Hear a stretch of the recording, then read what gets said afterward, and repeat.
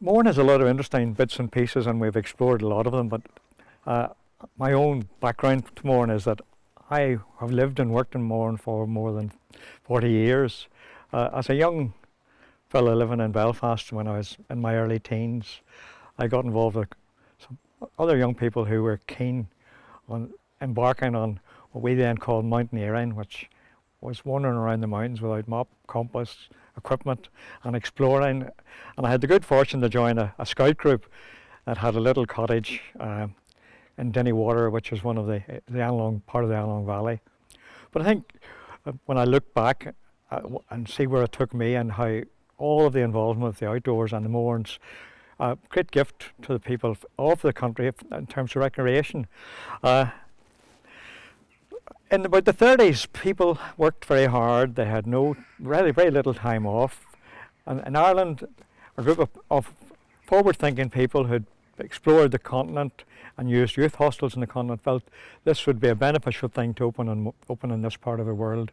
And it started initially, as things very often did in Ireland, as an all-Ireland project called Anoigi, which was really youth hosteling.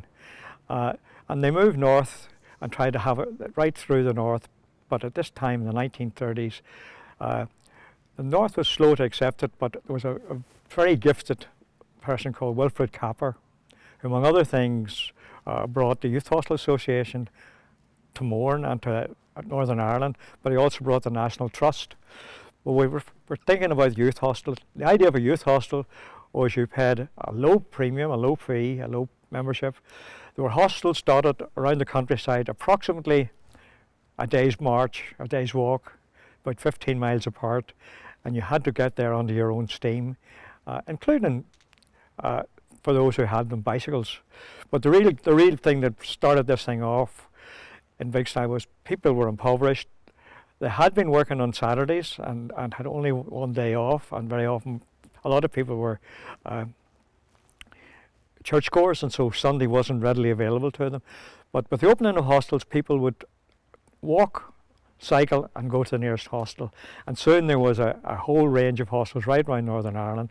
But if we concentrate on Mourne, the approach to Mourne was Minerstown, and they crossed the bay in Drumbay, Portaferry, so you could walk down the Ards, Portaferry, across on the then small ferry into Dundrum Bay, Minerstown overnight, next day into either the Newcastle hostel, or from Newcastle you could take a lot of walks through the mountains to other hostels.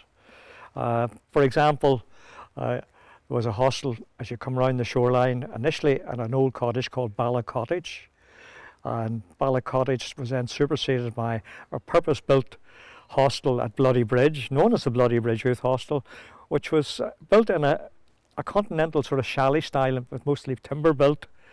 And unknown to me, the girl that I subsequently married, her parents were keen youth hostelers, and were married in 1941, and things were fairly tough economically with the Second World War raging. And after the wedding ceremony, they got on their tandem or their bike and cycled to Bloody Bridge and spent their first weekend together in a youth hostel. And for the benefit of people who aren't aware of the then rules of hostels, the sexes were strictly separated. So there's a little question mark about the honeymoon. But that hostel served people very, very well. As you moved around the coast, there was another hostel which was built on an old cottage which had been involved with the building of the Silent Valley, at Silent Valley. Further round there was Knockbarra, which took you right down to the Rostrevor part of the Mournes.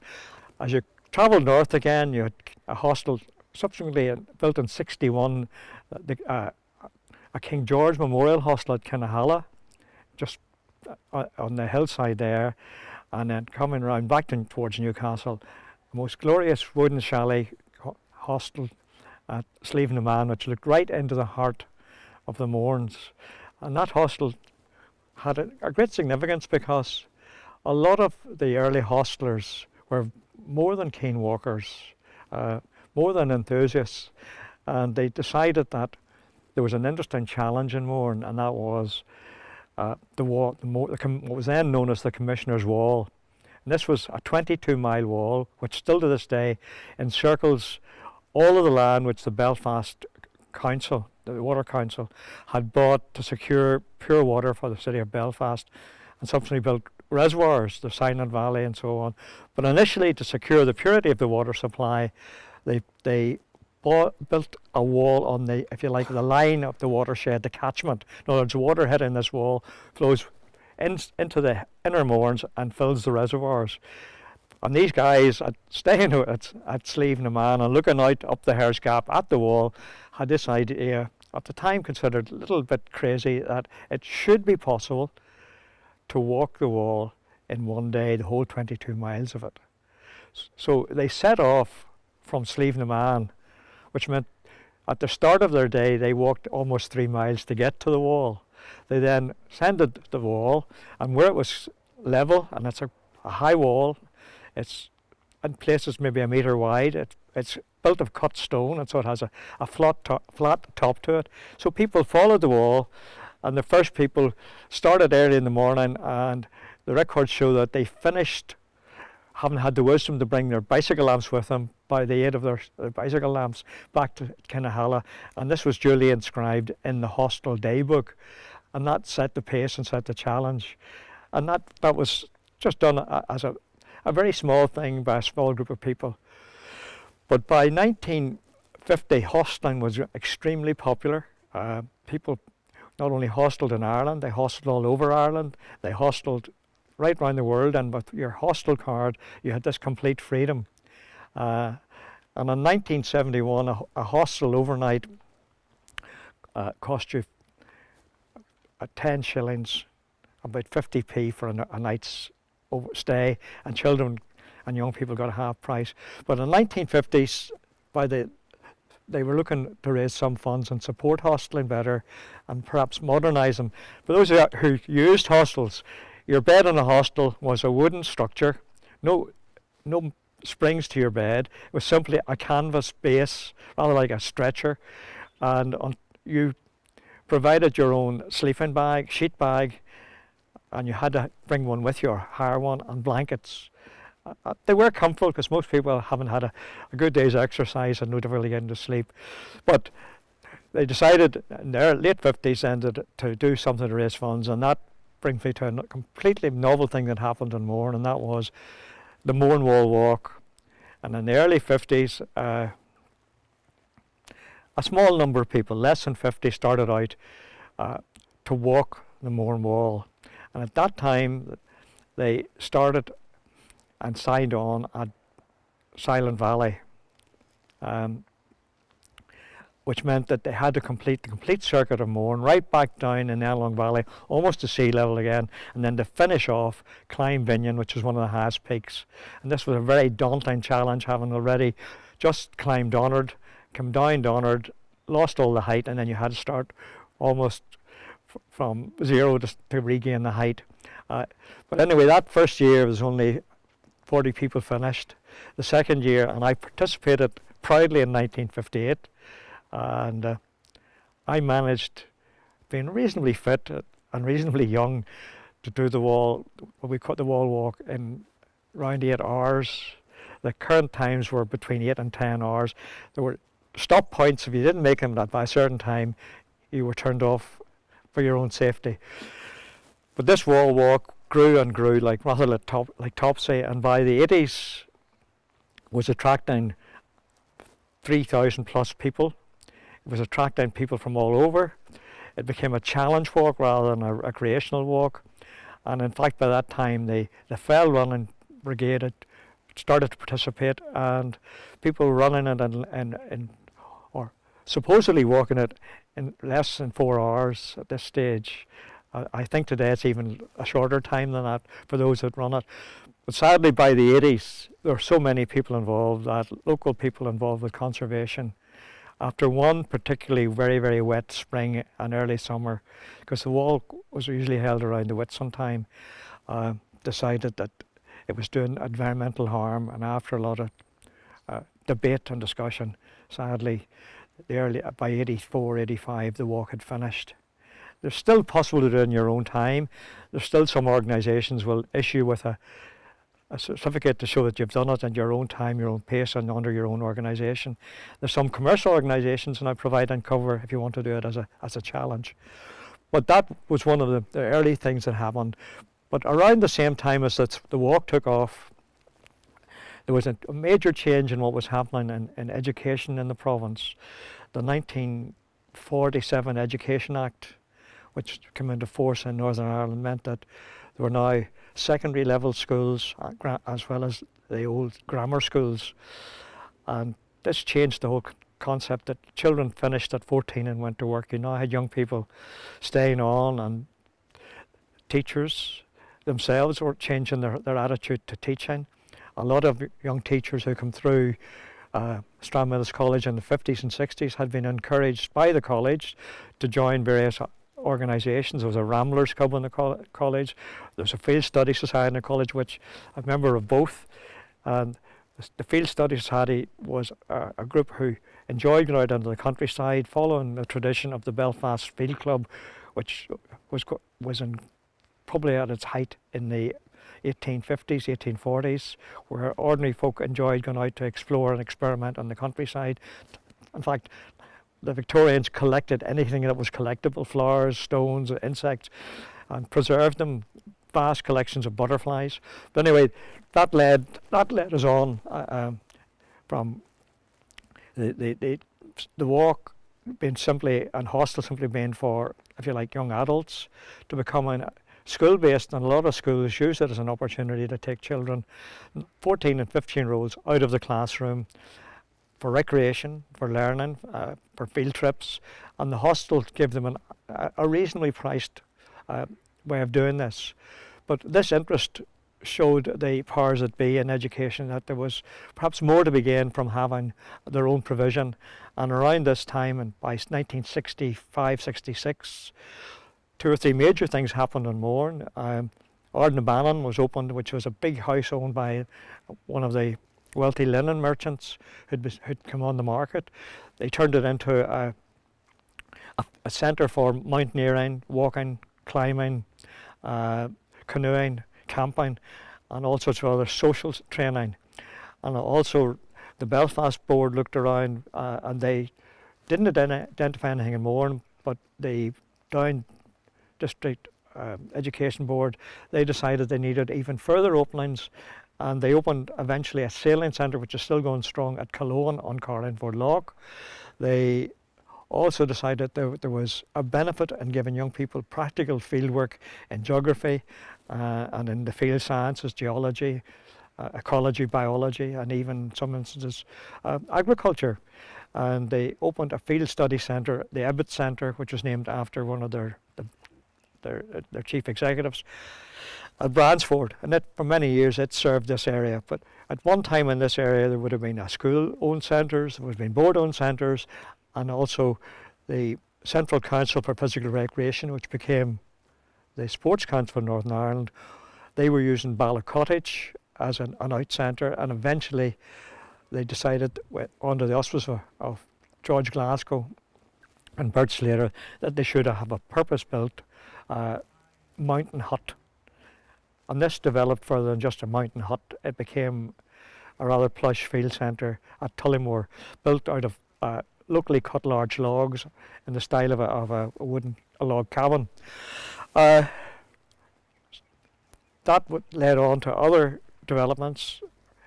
Orangefield Boys Secondary School, for example, took over a big house in the outskirts of Annalong, because they had taken over Bala Cottage when the Sports Council moved on. They decided they needed a proper base of their own, and this big house came on the market.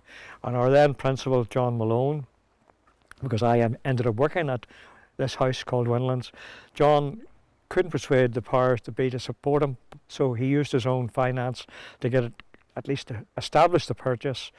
And then we, as a school, they funded it ourselves. I then moved to Orangefield to become their first warden, and worked in Winlands for over 30 years. Winlands provided a whole range of fun and activities for young Belfast boys, and eventually the boys' school and the neighbouring girls' school, Orangefield Girls' School, in all sorts of ways. There was the formal teaching. They would do geography courses where they would do all sorts of field-based activities, soil testing, doing marvellous things like sampling the roundness of little pebbles in a mountain river as they travelled further downstream, and were introduced to things like Power's roundness, and there was all sorts like that carried on. The field biologists enjoyed marine biology and also often had the benefit of people from academic world joining them to assist them. And in fact, the Ulster Museum at one time, David Irwin, who was a curator there, joined us for field trips, and we had very learned trips. We also had enormous fun. There was all sorts of carry on with teachers and pupils and interaction. Sadly, the school shrunk in numbers because of the way the population moved, and by the 1990s we were only using the centre on a part-time basis, and sadly around 1992-93 there was a major arson attack and the centre was lost and never replaced. And sadly at that time a lot of other school-owned centres, for various reasons, and school teachers stopped taking young people out. There had been a major tragedy, and the Cairngorms were a group of 6 young people with their teacher and accompanied by an instructor, had been caught out on a major blizzard over the New Year period and died, and that suddenly awakened in the local authorities that they needed, again it's current practice now, health and safety, and all of that changed the nature of the use of these places. There still are a number of centres in the Mournes. All the hostels have gone. Schools stopped using them. People stopped using them because they could travel to Mourne by their car, have a day out and go home again that evening. And the rather Spartan nature of a youth hostel put people off. For example, you cooked for yourself, and in some of the early hostels there was a bench outside with basins on it. You filled them from the fresh water supply, the pump, and you washed in cold soapy water after you had a day's activity, or when you wakened up in the morning. You cooked for yourself, and you cooked on a Primus stove, and this led to all sorts of difficulties with people who had never used a stove before. But sadly that whole scene in Mourne has changed, but it has been replaced by a more sophisticated provision. There are commercial providers who you simply book with them. They arrange your accommodation, they provide the instruction, and I suppose the interesting thing there is the age range that now participate. I was a school teacher, and I belong to a particular teachers' union, and that union has a retired members association, and this retired members association has members obviously who've retired and are well retired, and we have a social outing every month. And a few years ago I had the courage to organise, with the benefit of one of these commercial providers, a company called Life Adventure, a day for the oldies, and we climbed on the artificial climbing wall. We attempted to shoot a bow and arrow, and we also participated in laser clay pigeon shooting. Some of the fitter element borrowed mountain bikes and set off for a gentle jaunt around the lake, but like everything else it turned into a race. And some of these people, one person in particular, got off his bicycle and declared to everybody else that he hadn't been on a bicycle for 69 years and had just completed a circuit of Castlewell Lake. But that has changed the whole nature of it, from a provision for perhaps people in need, people who couldn't afford to get away, other than under their own steam, who had limited resources. At one time, the Mournes, and in fact Northern Ireland, had a complete chain of youth hostels, and many people availed of these for walking, climbing, and just getting out into the countryside. You could literally start in Belfast, from a hostel in Belfast, walk to Tomara, or walk to a hostel outside Newton Ards. From there down the Ards Peninsula, Minerstown, and into the heart of the Mournes. It's leaving the Man, or Silent Valley, or Bloody Bridge. And thousands of young people and thousands of older people thoroughly enjoying this experience.